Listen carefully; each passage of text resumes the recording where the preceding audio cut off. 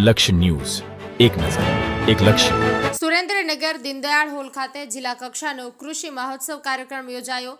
વિકાસ સપ્તાહ અંતર્ગત સુરેન્દ્રનગર જિલ્લામાં રવિ કૃષિ મહોત્સવનું ભવ્ય આયોજન કરાયું. વિકાસ સપ્તાહની ઉજવણીના ભાગરૂપે કૃષિ, ખેડૂત કલ્યાણ અને સહકાર વિભાગ રાજ્યવ્યાપી રવિ કૃષિ મહોત્સવ 2025નું આયોજન કરવામાં આવ્યું છે. આ અંતર્ગત સુરેન્દ્રનગર જિલ્લાના વિવિધ તાલુકામાં કૃષિ મહોત્સવનું આયોજન કરવામાં આવ્યું હતું. જિલ્લા કક્ષાના કૃષિ મહોત્સવનું આયોજન સુરેન્દ્રનગર દીનદયાળ હોલ ખાતે યોજાયું હતું, જે જિલ્લા પંચાયતના પ્રમુખ હરિકૃષ્ણ પટેલના અધ્યક્ષસ્થાને યોજવામાં આવ્યો હતો.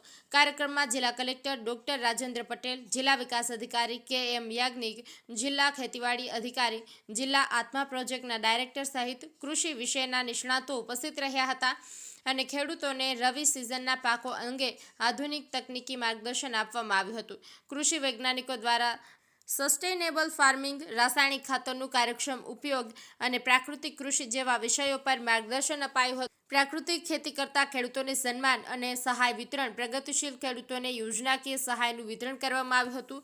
ઉલ્લેખનીય છે કે કૃષિ ક્ષેત્રે ગુજરાતના ખેડૂતોએ નવીનતાનો સ્વીકાર કરીને રાજ્યને વિકાસના નવા શિખરો પર પહોંચાડ્યું છે.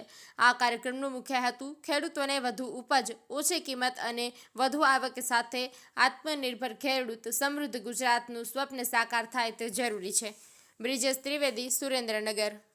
આજે સુરેન્દ્રનગર ખાતે રવિ કૃષિ મહોત્સવનું આયોજન કરવામાં આવ્યું. બધા તાલુકામાં રવિ કૃષિ મહોત્સવનું પણ આયોજન કરવામાં આવ્યું.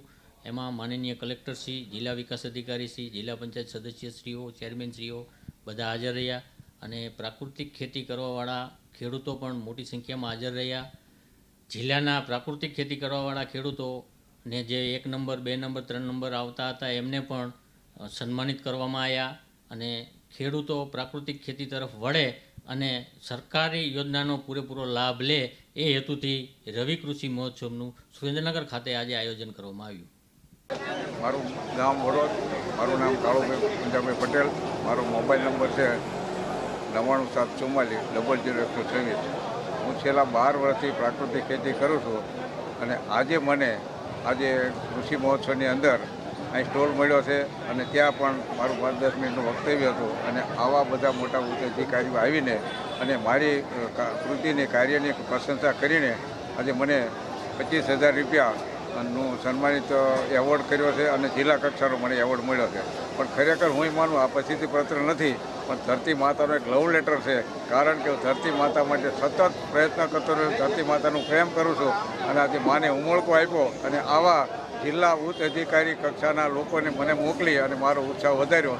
એ બદલ ખરેખર આ આયોજકનો અને આખા બધા અને તેમ છતાંય સરકાર આવી અલગ અલગ ખેડૂતોને જે કંઈ માર્ગદર્શન આપે છે, જે માર્ગદર્શન પૂરું પાડવા માટે પણ મને અમુક જગ્યાએ નિમિત્ત બનાવે છે. હું પણ જઉં છું અને મને જે કંઈ આ ઓર્ગેનિક ખેતીમાં જે બેનિફિટ મળ્યો છે, જે મને લાભ થયો છે, જે ધરતી માતાની ફળદ્રુપતા વધી છે, હું અનેક લોકોને કહેતો રહું છું અને અનેક લોકોએ તેમાંથી અપનાવ્યું છે. એટલે ખરેખર મને એમ લાગે કે આ પ્રકૃતિ ખેતી વગર આજે નહીં તો કાલે કર્યા વગર નહીં ચાલે. લોકોને કહું છું, નાચો પ્રકૃતિના તાલે, નકર મરશું ભૂંડા હાલે. ઓકે.